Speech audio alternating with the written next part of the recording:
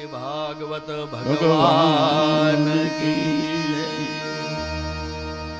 વેદ વ્યાસજીએ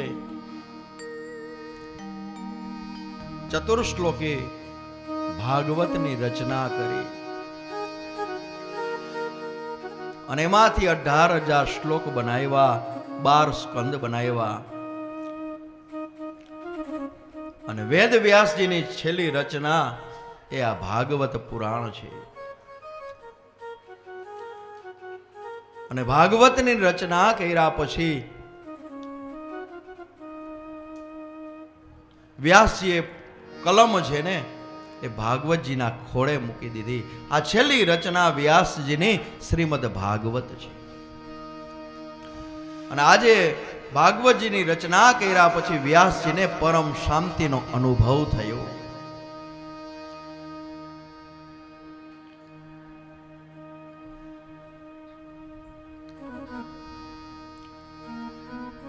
અને હવે વ્યાસજીએ વિચાર કર્યો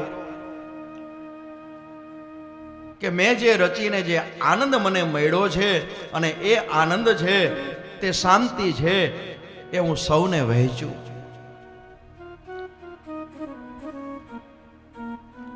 હવે આ સંહિતાનો પ્રચાર અને પ્રસાર કોણ કરશે? વ્યાસજી વિચાર કરે છે,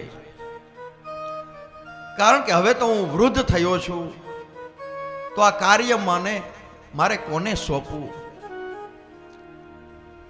કોઈ મને યોગ્ય પાત્ર મળે, કોઈ અધિકારી જીવ મળે તો મારે આ ભાગવતની સંહિતા છે ને એને આપવી છે અને એના દ્વારા પ્રચાર અને પ્રસાર થાય અને જગતના લોકો છે ને એ આનું પઠન કરે, શ્રવણ કરે, મનન કરે અને ચિંતન કરે અને પરમ શાંતિને જીવ પામે।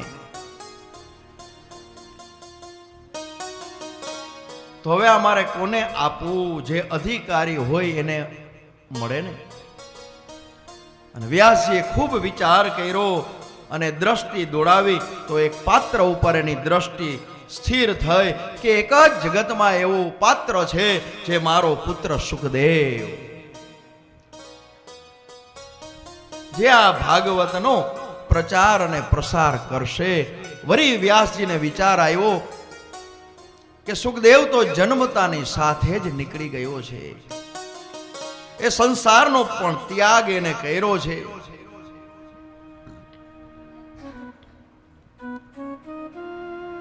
અને સુખદેવજી બ્રહ્મ જ્ઞાની જ નહીં પણ બ્રહ્મ દ્રષ્ટા છે। વ્યાસજી કહે છે કે એ તો જન્મતાની સાથે જ અહીંથી નીકળી ગયો છે। અને આ બાજુ વ્યાસજીના શિષ્યો છે એ ગુરુની આજ્ઞા પ્રમાણે આશ્રમની ગાયોને લઈ અને શિષ્યો વનની અંદર ચરાવવા માટે ગયા છે। ગાયો ચરતી હોય, શિષ્યો વિચરતા હોય, યજ્ઞ સમિધ બધા ભેગા કરતા હોય અને મધુર મધુર કંઠે જે વ્યાસજીએ શીખવાડેલા ભાગવતના જે શ્લોક છે ને એનું ગાયન કરે છે। બરહા પીડા નટવર વપુ કર્ણયો કર્ણિકારં બિભ્રાદવાસ કનક કપિશ વૈજયંતીમ ચમાલા। આ વેણુ ગીતનો પહેલો આ શ્લોક છે। નંદ નંદન શ્રી કૃષ્ણનું અદ્ભુત આ શ્લોકની અંદર વર્ણન છે। અને આ શિષ્યો અડધો શ્લોક ગાય છે, વળી પાછા યજ્ઞના સમિધો ભેગા કરે છે, વળી પાછા યજ્ઞ સમિધો ભેગા થાય, વળી પાછો શ્લોક બોલે છે, પણ અધૂરો શ્લોક બોલે છે। અને એક બાજુ વટ વૃક્ષ નીચે નગ્ન દિગંબર શ્યામ વર્ણ અર્ધ મિંચાયેલા કમલ લોચન સુખદેવજી એક વૃક્ષના ઝાડ નીચે બેઠા છે। અને યજ્ઞ સમિધો એકત્ર કરતા કરતા વ્યાસના શિષ્યો છે ને એ સુખદેવજી મહારાજ પાસેથી પસાર થયા। દિવ્ય વાતાવરણ છે અને ત્યાંથી વ્યાસજીના શિષ્યો નીકળ્યા અને આ શ્લોકનું ગાયન કર્યું।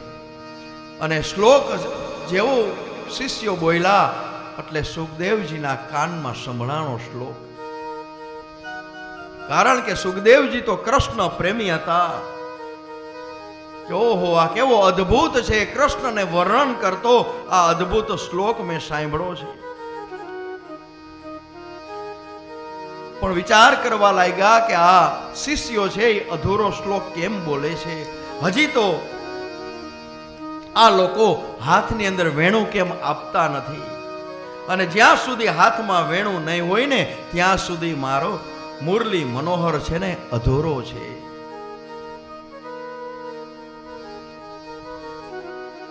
અને ત્યારે સુખદેવજી મહારાજે વ્યાસજીના શિષ્યોને નજીક બોલાવ્યા છે કે તમે આ જે શ્લોક બોલો છો એ તમે અધૂરો કેમ બોલો છો? તમને આવડતું નથી? આ શ્લોક કેટલો બધો સુંદર છે, અને જરા તમે પૂરેપૂરો શ્લોક તો બોલો. અને ત્યારે શિષ્યો કહે છે કે મહારાજ, અમને આખો શ્લોક આવડે છે. ત્યારે સુખદેવજી કહે છે તો પછી તમે અધૂરો શ્લોક કેમ બોલો છો? ત્યારે વ્યાસજીના શિષ્યોએ કીધું કે મારા ગુરુદેવની આજ્ઞા છે કે કોઈ પૂરો કરવાનું કહે ને તો જ કરવો. તમે કહ્યું છે તો હવે આપ પૂરેપૂરો સાંભળવા માંગો છો ને? ત્યારે સુખદેવજી કહે છે કે હા, હું પૂરો સાંભળવા માંગુ છું. મને સંભળાવો, આ તો મારા ઈષ્ટદેવનો શ્લોક છે.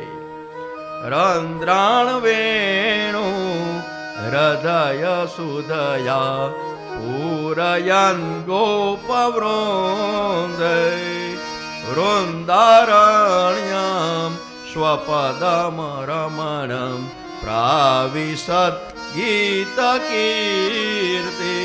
આ સાંભળે એકદમ સુખદેવજી મહારાજ ઊભા થઈ ગયા, ખૂબ રાજી થયા, અને સામે સગુણ મૂર્તિ છે ને એ ઊભી થઈ. જેને માથે મોર પીછ છે, જેને પીળું પિતાંબર પહેરેલું છે, જેના ગળાની અંદર વૈજંતી માલા છે, અને જેણે વેણુને અધરાપીત કરી છે, આવું સુંદર સાકાર સ્વરૂપ જોઈ અને આ શ્લોક સાંભળી સુખદેવજીની સામે આખું ભગવાનનું સ્વરૂપ ખડું થયું. અને ભગવાનનો ભક્ત હોઈને એને જ પરમાત્મા દેખાય. સુંદર મૂર્તિ છે. સુખદેવજી મહારાજને બહુ ગમી, પણ આ સ્વરૂપને હૃદયમાં મારે પધરાવવું નથી.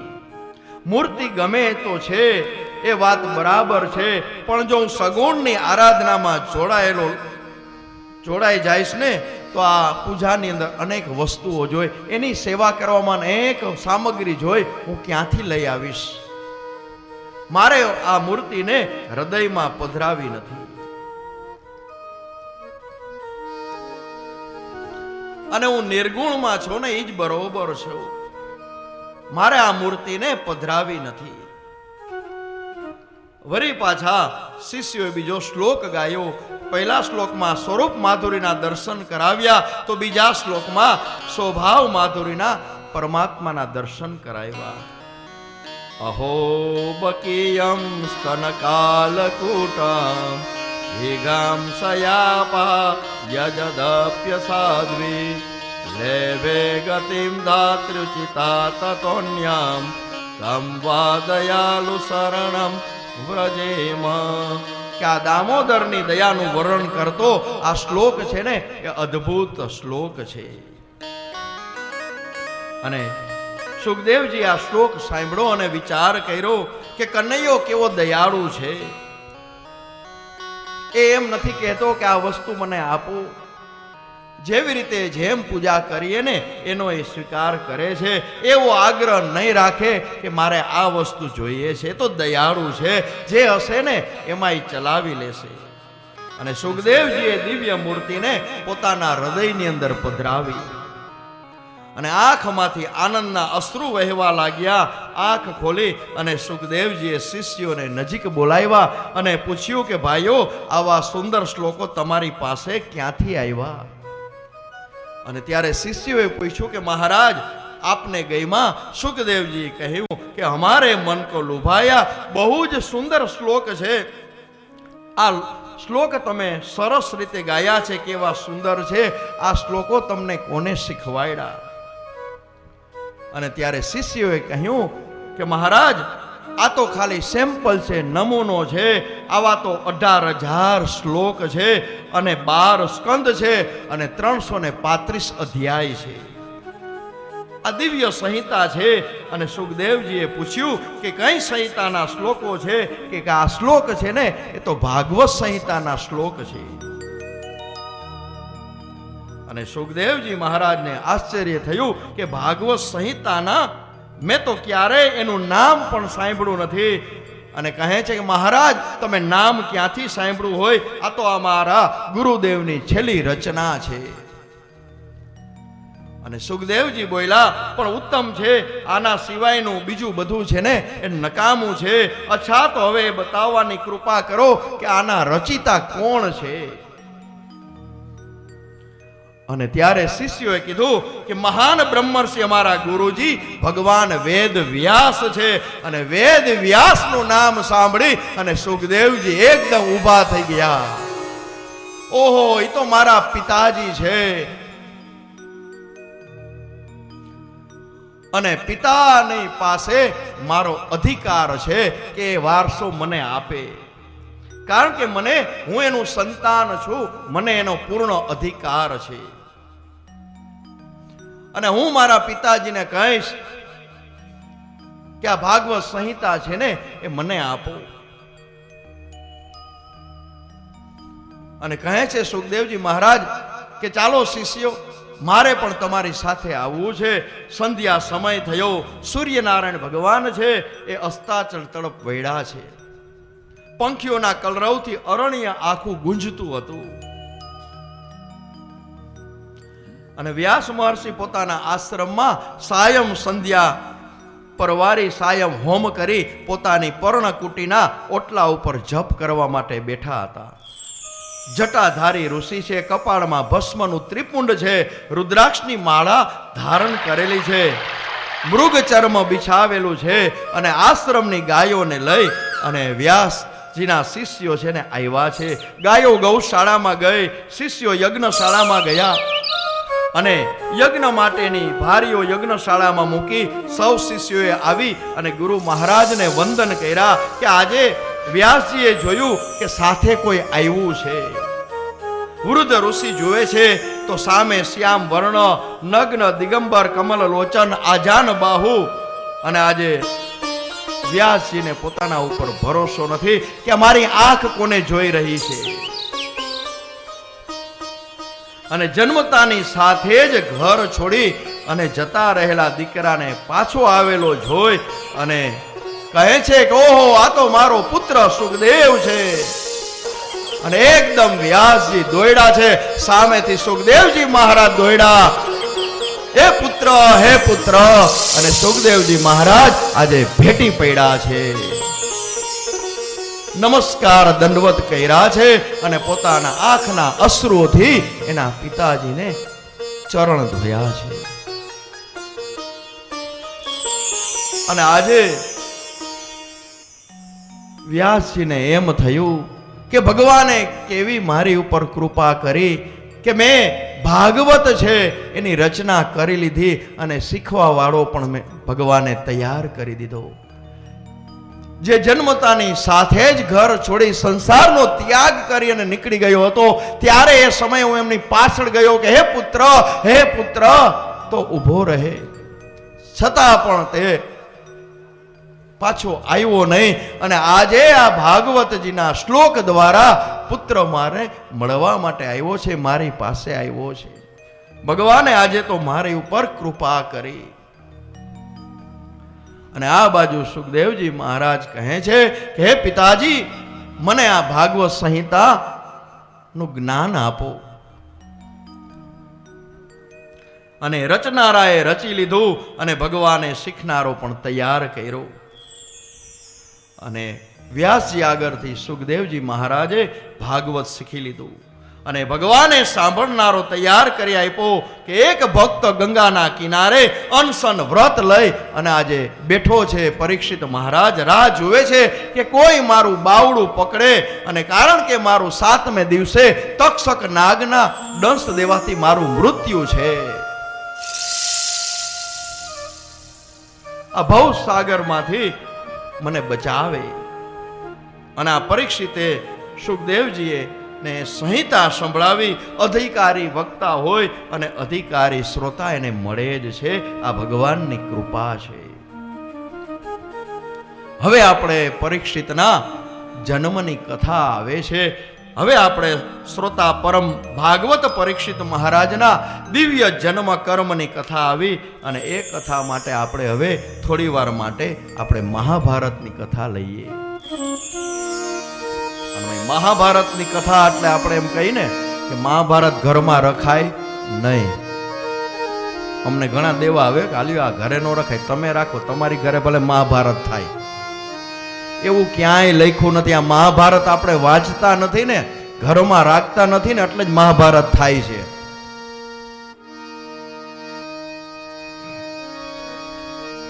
અને કુરુક્ષેત્રના મેદાનની અંદર કૌરવ અને પાંડવો વચ્ચે યુદ્ધ થયું.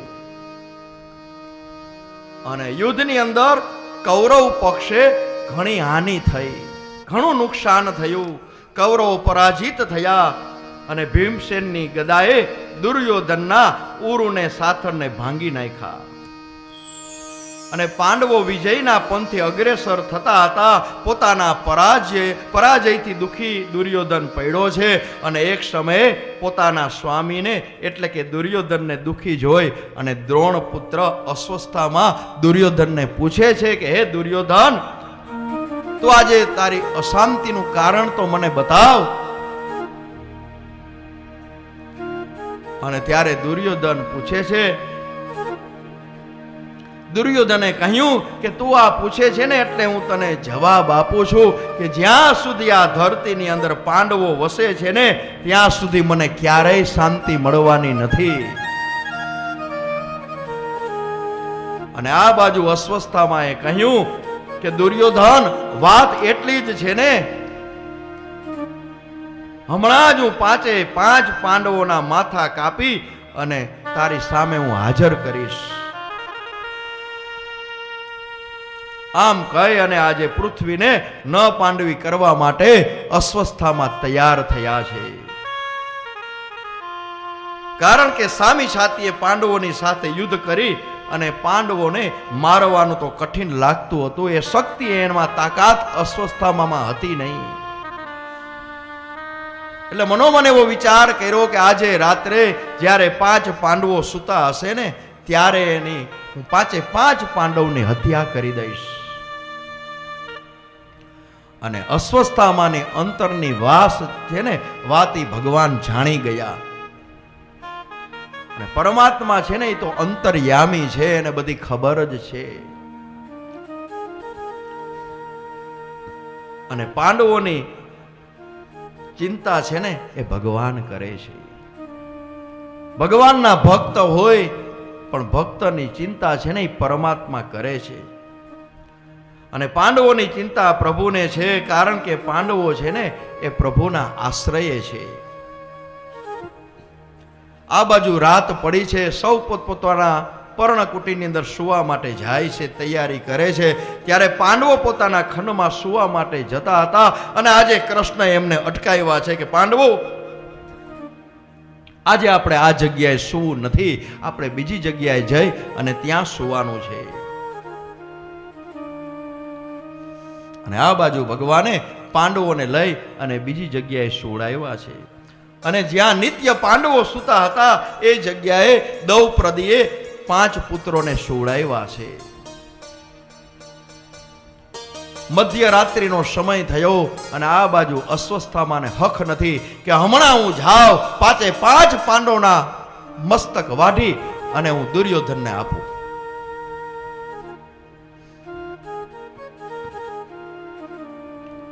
અને રાત્રિનો સમય, મધ્યરાત્રિએ અસ્વસ્થામાં આવ્યા છે. અને દ્રૌપદીના પુત્રોને સૂતેલા જોઈ અને એમને એમ થયું કે આ તો 5 પાંડવ સૂતા છે. અસ્વસ્થામાં એ દ્રુપદ સૂતાના સૂતેલા 5 પુત્રોની ખડગ તલવાર કાઢી અને 5ના મસ્તક છે ધડથી અલગ કર્યા. લોહીના ખાબોચિયા ભરાઈ ગયા. શિખાથી પાંચેયના માથા પકડી અને લોહી નીકળતી તલવારે આગળ ગયા છે અસ્વસ્થામાં. અને દુર્યોધન પાસે આવીને કીધું, લે દુર્યોધન, હવે તો તને શાંતિ મળશે ને? આ પાંચે પાંચ પાંડવોના મસ્તક છે.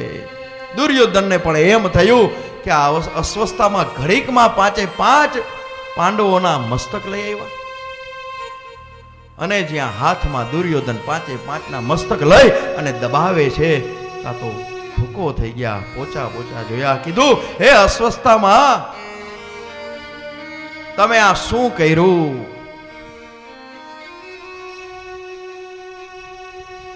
અને ત્યારે દુર્યોધન પણ હાહાકાર કરવા લાગ્યો. અરેરાટી થઈ ગઈ કે અસ્વસ્થામાં શું કર્યું?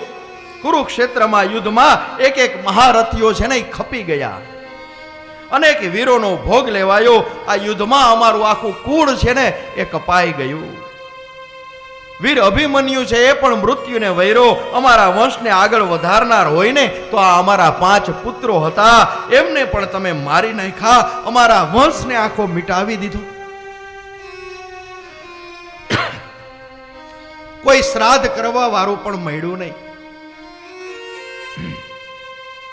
આ તમે શું કર્યું અસ્વસ્થામાં? અને અસ્વસ્થામાંને પણ પસ્તાવો થયો.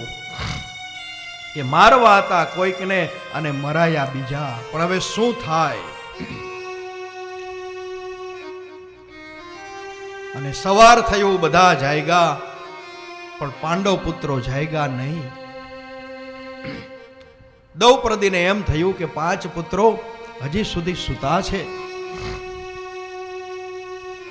અને દ્રૌપદીએ જ્યાં જઈ અને તપાસ કરી તો પેલા તો લોહીના ખાબોચિયા જોયા અને મસ્તક વિહોણા પડ્યા હતા, 5 ધડ.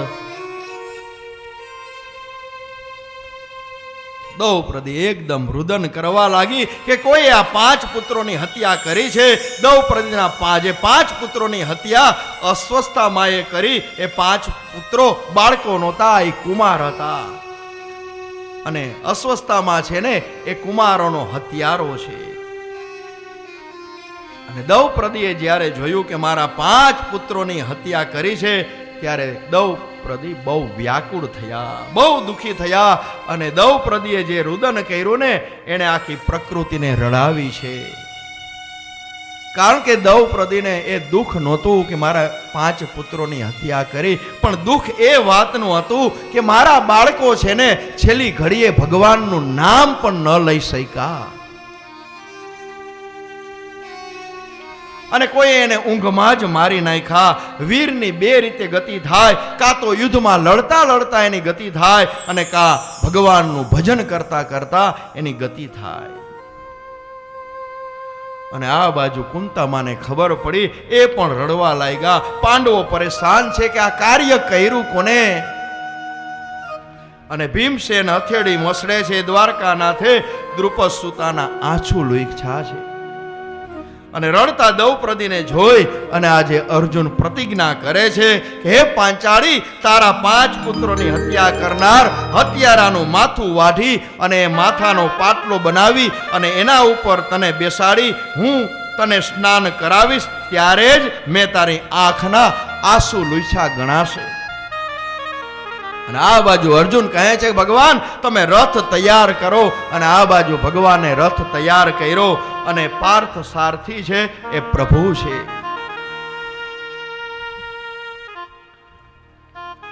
અને આ બાજુ ખબર પડી કે હત્યા કરનાર બીજું કોઈ નથી, અસ્વસ્થામાં છે. અને આ બાજુ ભગવાને અસ્વસ્થામાને મારવા માટે રથ તૈયાર કર્યો છે. અને આ બાજુ અસ્વસ્થામાને પણ ખબર પડી કે મને મારવા માટે આવે છે અર્જુન. એટલે એ પણ રથમાં બેસી બચવા માટે ભાગવા લાગ્યા. ભાગતા ભાગતા અસ્વસ્થામાના રથનું નિશાન લઈ અર્જુને એક બાણ છોડ્યું. અને એક બાણ એવું છોડ્યું કે ભાંગીને ભૂકો થયો. આખો રથ હતો એ ભાંગી ગયો. અસ્વસ્થામાં પગપાળા દોડવા લાગ્યા. ત્યારે અર્જુને કૃષ્ણને કહે છે, કૃષ્ણ રથ તમે ઊભો રાખો. ભગવાન કહે છે કેમ? તો કે શત્રુ પાસે રથ નથી, હું ધર્મ યુદ્ધ કરનારો છું, હવે મારાથી રથમાં ન બેસાય. કારણ કે એ સમય એવો હતો કે યુદ્ધમાં પણ ધર્મ હતો, અને આજે કળી કાળની અંદર ધર્મની અંદર યુદ્ધ છે. અને આ બાજુ ભગવાને રથ ઉભો રાખ્યો, અર્જુન નીચે ઉતર્યા, આગળ દોડે છે અસ્વસ્થામાં અને પાછળ દોડે છે અર્જુન. મોતને અને અસ્વસ્થામાને બે વેતનું છેટું રહ્યું. ત્યારે અસ્વસ્થામાને એમ થયું હવે બચવાનો કોઈ ઉપાય નથી, તેથી બચવા માટે છેલ્લા ઉપાય તરીકે એને અસ્વસ્થામાએ બ્રહ્માસ્ત્ર કાઢ્યું છે. અને છેલ્લો બીજો કોઈ ઉપાય ન દેખાણો એટલે બ્રહ્માસ્ત્ર છોડતા આવડે છે, પણ અસ્વસ્થામાને બ્રહ્માસ્ત્ર પાછું વારતા આવડતું નથી. મારણ જાણે છે પણ વારણની કાંઈ ખબર નથી, પાછું વાળતા તો આવડતું ન હતું. અને મંત્ર ભણી બ્રહ્માસ્ત્ર છોડ્યું, અને બ્રહ્માસ્ત્રના તેજથી પીડાતા બળતા અર્જુન કૃષ્ણને શરણે ગયા કે હે મહાબાહુ, હે કૃષ્ણ મને બચાવો, હું આપને શરણે છું. આ ક્યું મને તેજ છે અત્યારે બાળી રહ્યું છે, હું કાંઈ જાણતો નથી, મારી રક્ષા કરો. ત્યારે કૃષ્ણએ કીધું હે અર્જુન, તું ગભરાઈશ નહીં, તું જરાય ડરીશ નહીં. આ તો દ્રોણ પુત્ર અસ્વસ્થામાએ છોડેલું બ્રહ્માસ્ત્ર છે, એને છોડતા આવડે છે, એને પાછું વાળતા આવડતું નથી. અને તને તો તારા ગુરુ મહારાજની કૃપાથી તું બંને વિદ્યા જાણસ, માટે તું પણ બ્રહ્માસ્ત્ર છોડ. અને આ બાજુ અર્જુને બ્રહ્માસ્ત્ર સામે છોડ્યું છે, અને બ્રહ્માસ્ત્રથી કોઈ બચી શકતું નથી. જગતની અંદર હાહાકાર થવા લાગ્યો, પ્રલયકાળ એવું થવા લાગ્યું.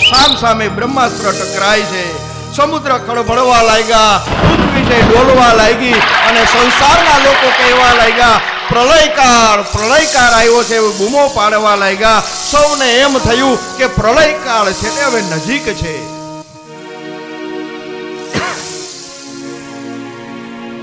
અને કુરુક્ષેત્રના મેદાનની અંદર યુદ્ધનું તો વાતાવરણ હતું, આથી દરેક લોકો દુખી હતા.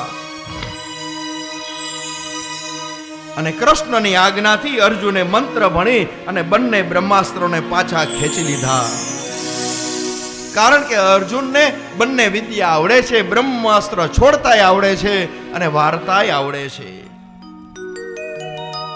અને હવે અસ્વસ્થામાને બચવાનો કોઈ ઉપાય નથી, એટલે એકદમ પકડી લીધા છે અસ્વસ્થામાને. અને અસ્વસ્થામાને અર્જુન છે તલવાર કાઢી જ્યાં મારવા જાય છે, અને તલવાર અધર રહી ગઈ, અને વિચાર કર્યો કે ઓહો, આ તો ગુરુ પુત્ર છે, બ્રાહ્મણનો પુત્ર છે, એની હત્યા મારાથી થાય નહીં. અરે એને જો હું મારું ને તો મને બ્રહ્મ હત્યા લાગે, અને એને મારું ને તો હું પાપી બનું. ગુરુ મહારાજ મારા ઉપર કેટલી કૃપા છે, મને જે ધનુષ વિદ્યા છે ને એ મને શીખવાડેલી છે, અને આ તો ગુરુનો પુત્ર છે, મારાથી એને મરાય નહીં.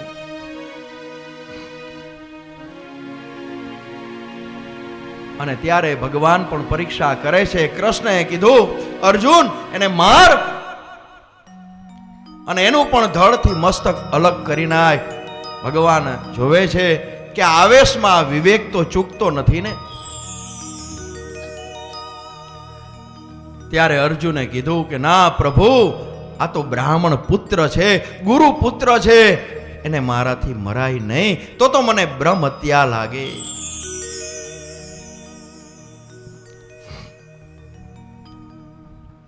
અને ત્યારે અસ્વસ્થામાને દોરડાથી બાંધી અને રથ સાથે બાંધીને ખેંચીને લઈ આવે છે. અને યજ્ઞની અંદર જેમ બલિ આપવાનો હોય એમ પશુને બાંધીને લાવે, અને એવી રીતે જ આજે અસ્વસ્થામાને બાંધી અને લઈ આવ્યા. અસ્વસ્થામાનું મુખ છે મોઢું છે નીચું છે, કારણ કે એને પણ પસ્તાવો થાય છે કે આ મારાથી ખોટું કર્મ થયું છે, મારાથી આ મહાપાપ થયું છે. અને ત્યારે અર્જુને કીધું કે પાંચાલી, આ તારા 5 પુત્રનો હત્યારો છે, કહે હવે આને શું કરવું.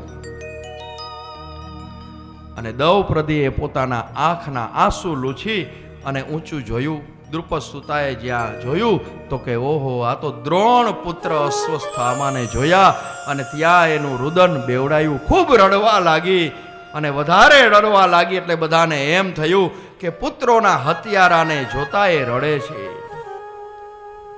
પણ એ માટે આ રડતી નથી. આજે દ્રૌપદીએ બે હાથ જોડી અને મસ્તક નમાવ્યું છે અને દ્રૌપદીએ અશ્વસ્થામાને વંદન કર્યા છે. વંદનમાં તો વેરને સમાવવાની તાકાત છે. અને કહે છે દ્રૌપદી કે આ તો ગુરુ પુત્ર છે, આદરણીય કહેવાય, પૂજનીય કહેવાય. એને બાંધો કોણે? હે પાંડવો, તમારા માથા છે ને એના પગમાં શોભે, એને આવી અપમાનિત તમે દશામાં કેમ મૂકો છો? મુચ્યતામ મુચ્યતામ. આજે દ્રૌપદી કહે છે કે એને તમે મુક્ત કરો, મુક્ત કરો. અને ત્યારે અર્જુન કહે છે કે હે પાંચાલી, આ તારા પુત્રનો હત્યારો છે.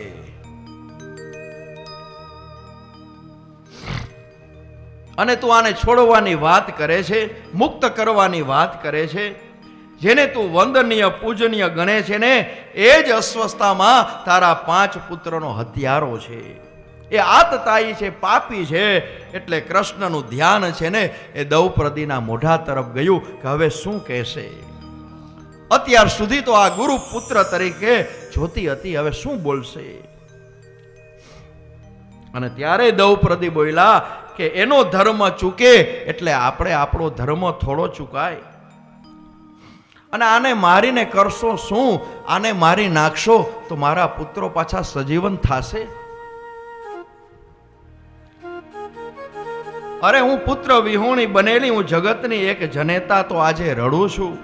એની આંખના આંસુને ન લૂછી શકો તો કાંઈ નહીં, પણ આને મારશો ને તો એની માં કૃપી પણ પુત્રના વિયોગમાં મારી જેમ રડશે. અને જગતની એક બીજી જનેતાને કમસે કમ તમે રડતી તો ન કરો.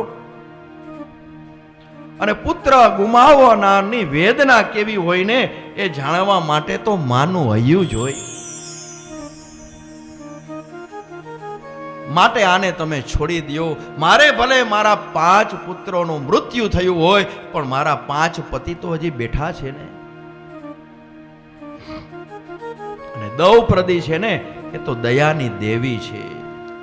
આ વાત સામાન્ય નથી. આજ 5 પુત્રોની હત્યારાને ક્ષમા આપવી અને એને આદરપૂર્વક છોડી મૂકવું.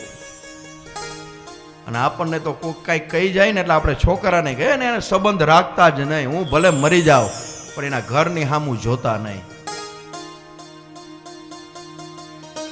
આ ભાગવતમાં બતાવે છે વેરઝેર ક્યાંય ન રાખવું, બધાને ક્ષમા આપવી, માફી માગવી.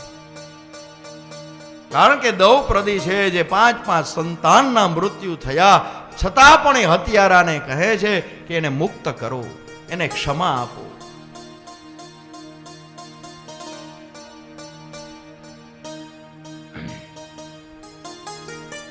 અને આજે આ દ્રૌપદી છે ને એ અસ્વસ્થામાને માફ કરે છે. અને એ દ્રૌપદી છે પાપી દુર્યોધનને સહેજ પણ માફ કરતી નથી.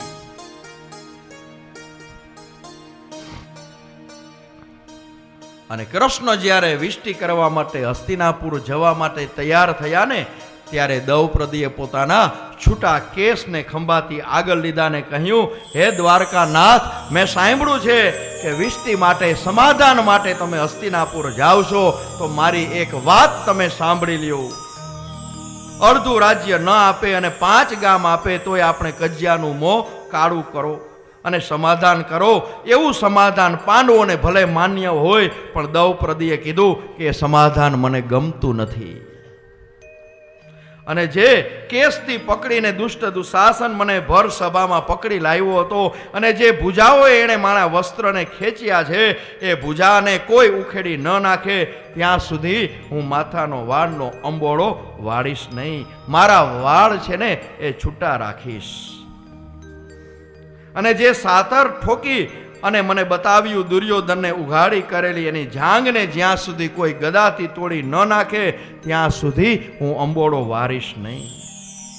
અને તમે જાઓ છો સમાધાન માટે, પણ એ સમાધાન મને ગમતું નથી. દુર્યોધનને ક્ષમા ન કરી શકનારી દ્રૌપદી આજે પોતાના 5 પુત્રોના હત્યારાઓને ક્ષમા આપે છે.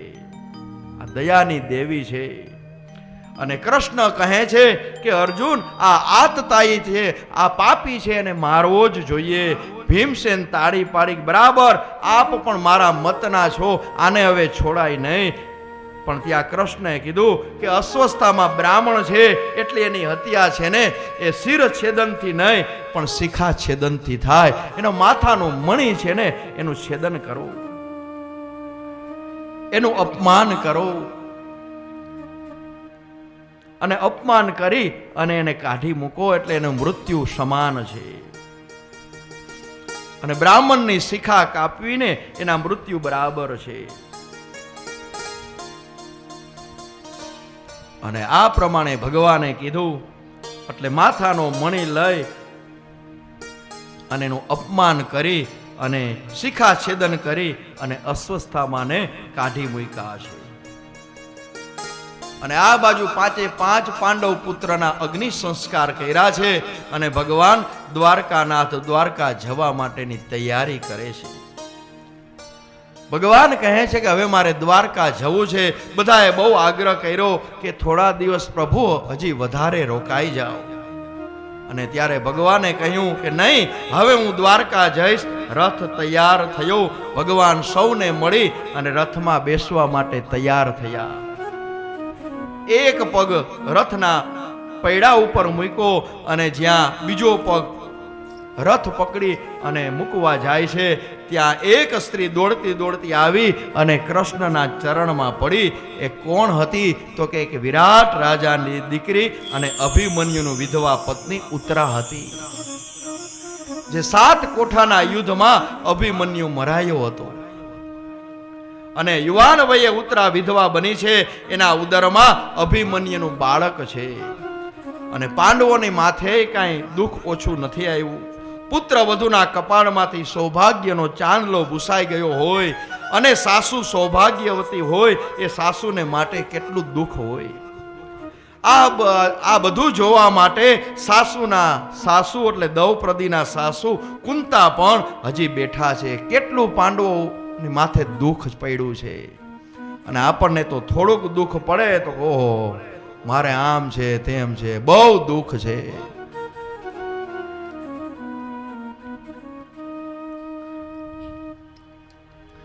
અને આ બાજુ પાંડવોએ તો જીવતદાન આપી અને અસ્વસ્થતામાંને છોડી દીધા હતા. અને અસ્વસ્થતામાં ઋણી છે પાંડવોના, પણ વેરના અગ્નિમાં બળતા અસ્વસ્થતામાં આજે પાપી બન્યા છે.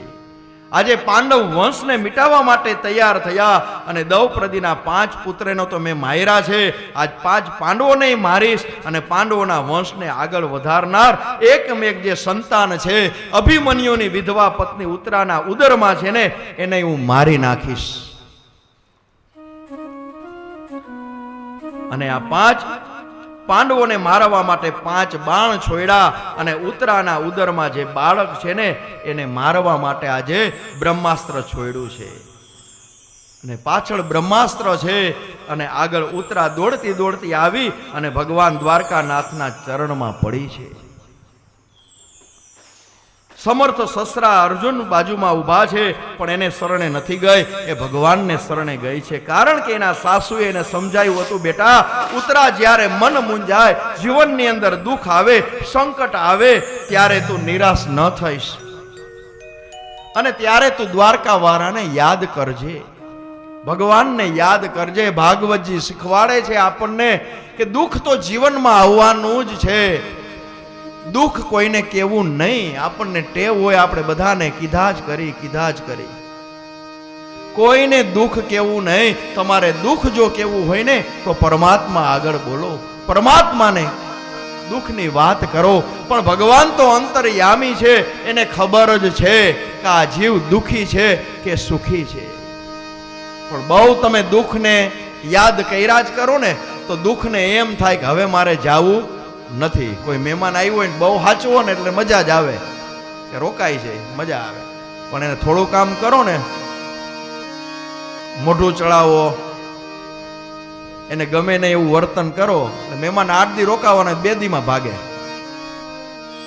એટલે દુઃખ છે એને તમે બહુ બધાને વાત કરો ને દુઃખની, એટલે દુઃખ કે મજા આવે છે, રોકાઈ જાય. અને આજે ઉત્તરા છે ભગવાન પાસે આવી છે, ભગવાનને કહે છે કે મારું રક્ષણ કરો.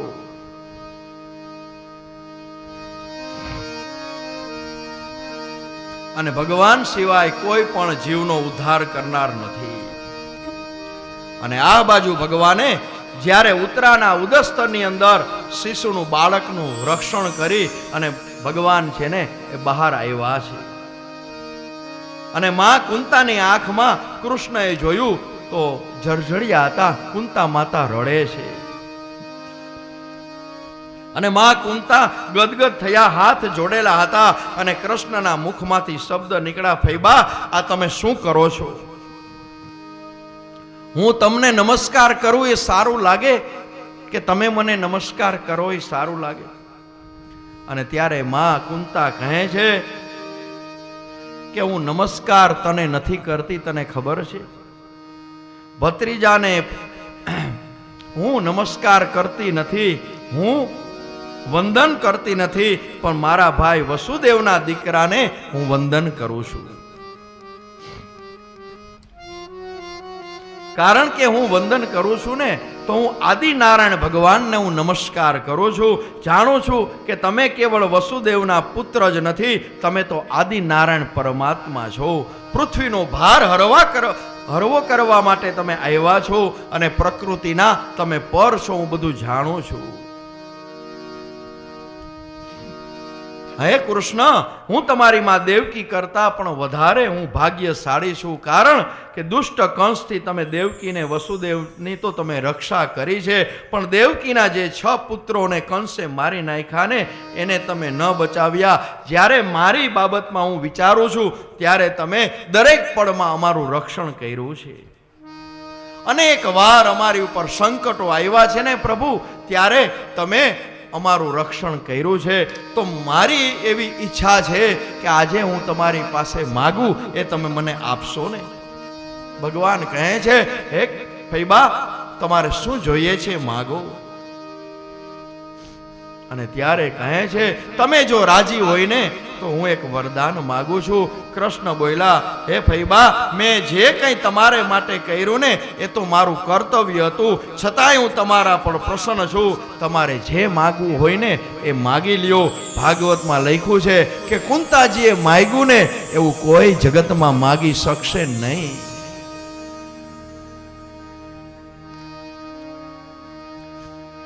અને કુંતાજીએ માગ્યું છે કે હે કૃષ્ણ, તમે મારા ઉપર દુઃખના ડુંગરા છે ને એ દુઃખના ડુંગરા પડજો, દુઃખ એટલું બધું આપજો. અને ત્યારે કૃષ્ણ 2 હાથ જોડીને કહે છે કે ફૈબા, તમે આ શું માગો છો?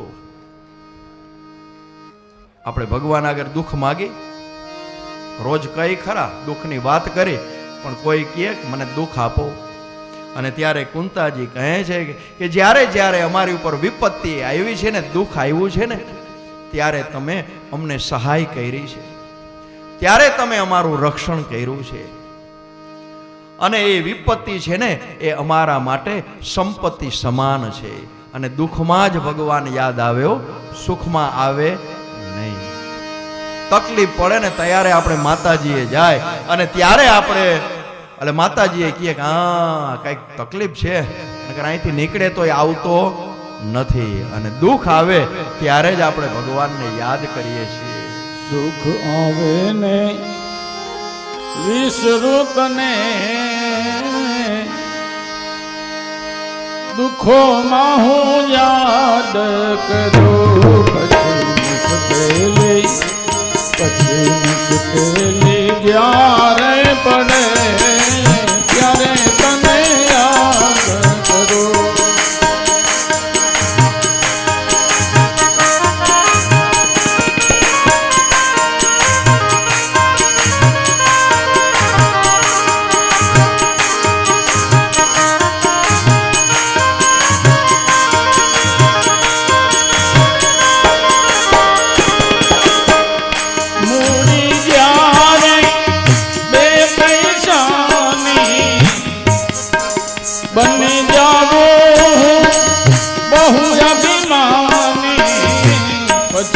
ખાવાના પછી ખાવાના સાસા પડે ત્યારે તને યાદ કરું.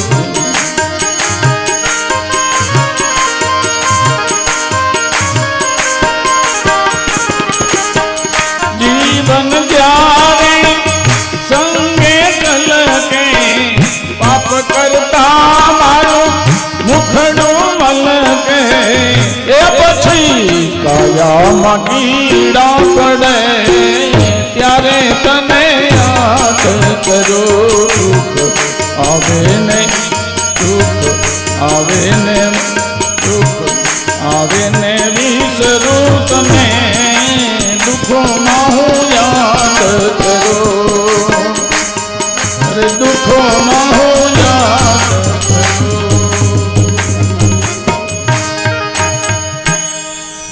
સુખમાં ભગવાન યાદ આવતા નથી અને દુઃખ જ્યારે પડે ને ત્યારે જ આપણે પરમાત્માને યાદ કરીએ છીએ. નાનું બાળક હોય ને એ રડતું હોય ને એટલે માં એની પાસે રમકડા મૂકી દે કે થોડીક વાર રમે ત્યાં હું બીજા કામ કરી લેવું. એમ ભગવાન આપણને સુખરૂપી રમકડા આપે કે જીવ એમાં જ રહીચો પૈચો રે. નવરો થાય તો મારું નામ લે ને. એટલે ભગવાનનું જેટલું લેવાય એટલું નામ લેવું પરમાત્માનું, અને એ જ સાચું નામ છે. એ જ આપણી સાથે આવશે. અને આ ઉપર જાશું ત્યારે ભગવાન એમ નહીં પૂછે, હિસાબ કિતાબ થશે ત્યાં એમ નહીં કહે તું કેટલા કમાણો, કેટલા મોજશોખ કર્યા, એટલું જ પૂછશે તે સત્કર્મ કેટલા કર્યા, ભગવાનનું નામ કેટલી વખત લીધું. અને ત્યારે આપણે જો કાંઈ કર્યું નહીં હોય ને તો નીચું મસ્તક કરી અને ઊભા રહેશું. તો આ માનવ દેહ છે એ ફરી વાર મળવાનો નથી, એક જ વાર મળે છે. અને આ માનવ દેહ છે એ પરમાત્માને મેળવી શકે. તો આપણે અત્યારે કથાને વિરામ આપશું. બરોબર બપોરે 3 વાગે કથા શરૂ થશે.